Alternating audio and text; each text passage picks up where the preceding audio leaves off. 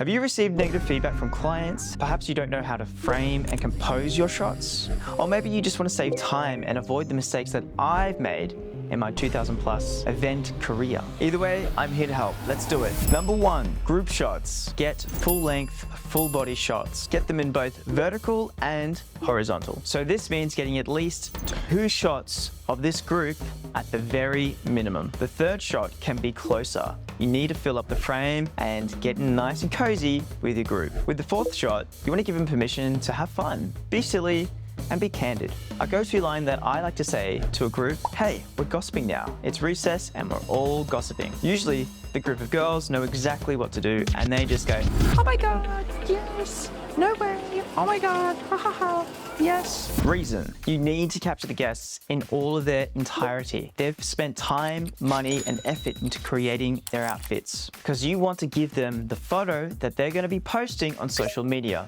If you can capture and create a shot that they share onto their social media, that is a solid golden ticket for referrals. So do it. Number 2, portraits. How do we frame them? This is what I recommend. With your wider angle lens, you want to get a full length body shot of them in a vertical orientation. And you also want to get a full length of them in a horizontal orientation. Then moving over to your portrait Bokehlicious lens, you want to get a horizontal from the waist up body shot, and you also want to get a from the waist up vertical body shot, so half body. These are your first money shots. These money shots can act as your album cover, and they can also be the staples in their must-have prints for when they do get them printed and framed later on. Number 3, so how do we frame Bokehlicious Candids? The majority of these Bokehlicious Candids are going to be captured in portrait orientation. This is really good for Instagram Reels and TikTok. Most of the time, there's going to be crowds of people. You're going to be capturing in between their heads. You need to capture the front of the subject's face or on an angle. Don't waste your time on capturing the back of their head because you don't really capture much emotion there.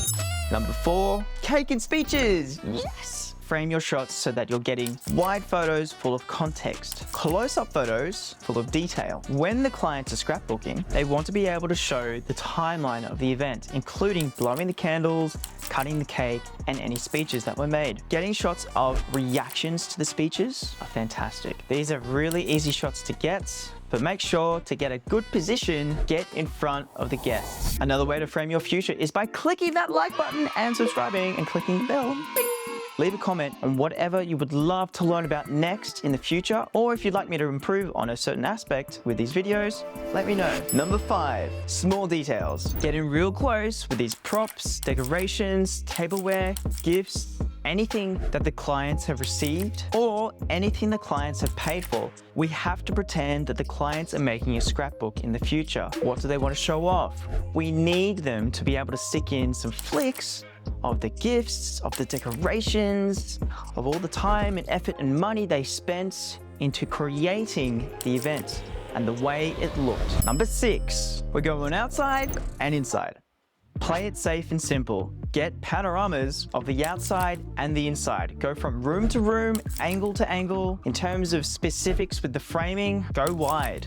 Play it safe. By going wide, it also gives the clients less leverage to complain about something that you did not capture. Because remember, you captured those panoramas and you caught everything. Also, I recommend closing in and getting up nice and close with some specific venue signage. These could be signature landmarks or decorations. You are the director. You are providing and documenting an experience for the clients to relive and escape to every time they view your album. So make it a good one. Number 7, groovy, drunk dance photos. Position your guests in front of a light source. Most of the time you want to fill the frame in so that their waist and upwards are all in the frame. When you capture these groovy, drunk photos, the light sources behind the subject will literally paint into the sensor when you swirl and twist your camera. Think of these light sources as paintbrushes painting into a canvas. The canvas being your sensor. Slow down your shutter speed and do the tango. Woo. Also, when guests see how you capture these photos in such a fun and memorable way, you become magnetic to their friends and their family, which is great for referrals. And that's it, cadets. Study these compositions, rewatch the video 10 times at least, write these down and practice them. You will nail your next event's framing with pristine clarity. Thank you so much and have fun.